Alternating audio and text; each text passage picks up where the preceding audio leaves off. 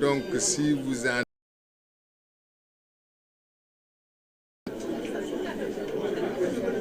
On peut. Bon, merci beaucoup. Merci. Et merci d'être été informé juste avant du décès de notre ami et frère Georges Nesta Diop.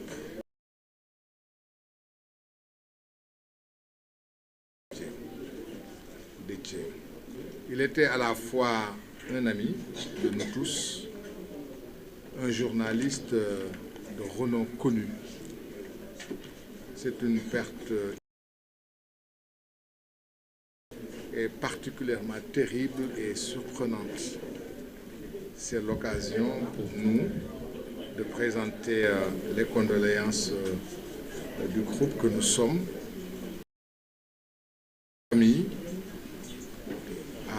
au groupe Futur Média et à l'ensemble des journalistes et techniciens de la communication. Et nous prions pour le repos de son âme. Nous avons aujourd'hui,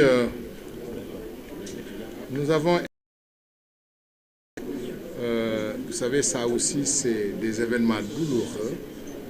Ici, ceux qui sont ici sont tous des parents d'élèves, des parents d'étudiants. Et à la fleur de l'âge, le jeune étudiant Abgar, ses camarades étudiants et à sa famille. C'est une perte douloureuse, d'autant que l'avenir était radieux pour ce qui le concerne. Aux étudiants de l'Université de Dakar, tous les étudiants, particulièrement ceux de la faculté de médecine et de pharmacie, et à l'ensemble des étudiants du Sénégal, et à simplement un usage, nous nous y consacrons avec beaucoup de tristesse et avec devoir de mémoire et d'humilité. Nous avons convoqué cette congrès. Vous êtes au courant, il a été mis en liberté provisoire par le juge du premier cabinet, ce qui, quelque part, qu'on le veuille ou non, détruit l'accusation. Parce que quand le juge dit qu'il y a contestation sérieuse, ça remet en cause l'accusation que la montagne accouchera d'une souris.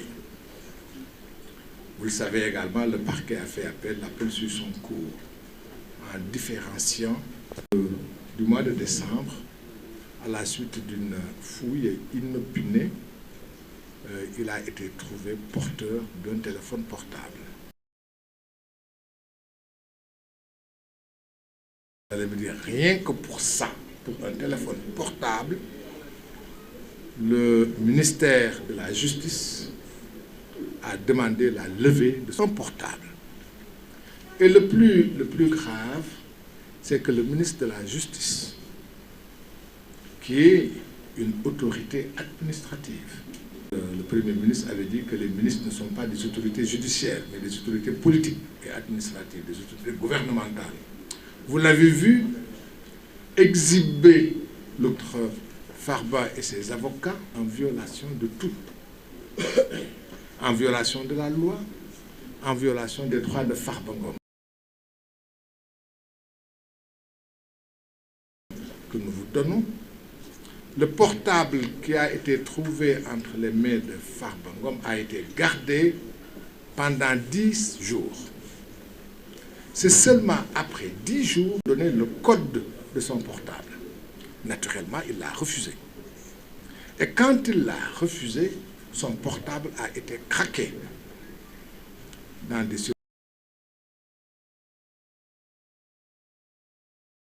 de son portable et était autorisé ou pas, importe peu. Le piratage et l'exploitation des données a été fait contre nous. Qu'est-ce qu'ils y ont retranché? Nul ne le sait. Parce que cela correspond à une perquisition. Tout le monde est propriétaire, mais nécessairement en sa présence. ou en la présence de personnes désignées ou en la présence de ses avocats est une violation manifeste de ses droits. Plus grave, lorsque c'est le ministre de la Justice, garde des Sceaux lui-même, qui commet cette forfaiture,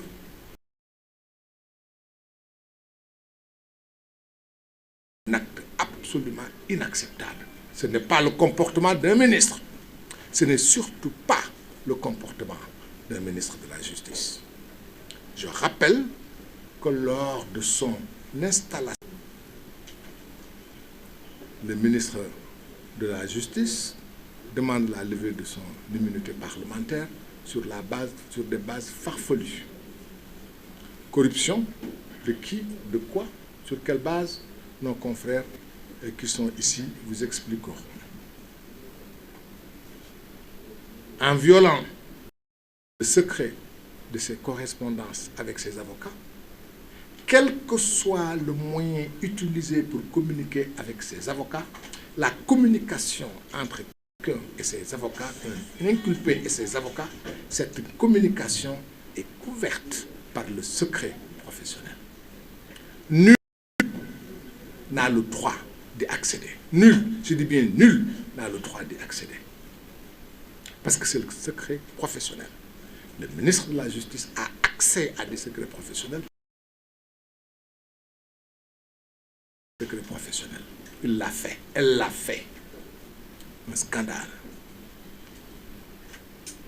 Le ministre de la Justice dit qu'il y a eu partage, publication d'images et accès.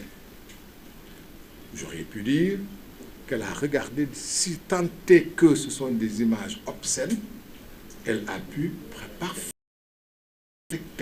les regarder, les commenter. Et c'était tout à fait privé. Par conséquent, il y a tellement de violations de droits constitutionnels qui ont été violés.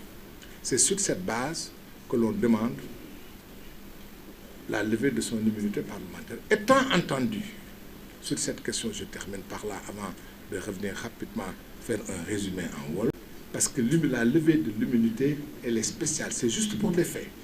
Pour ces faits, il a été inculpé.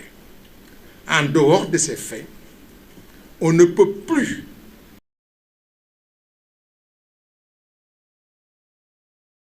de député.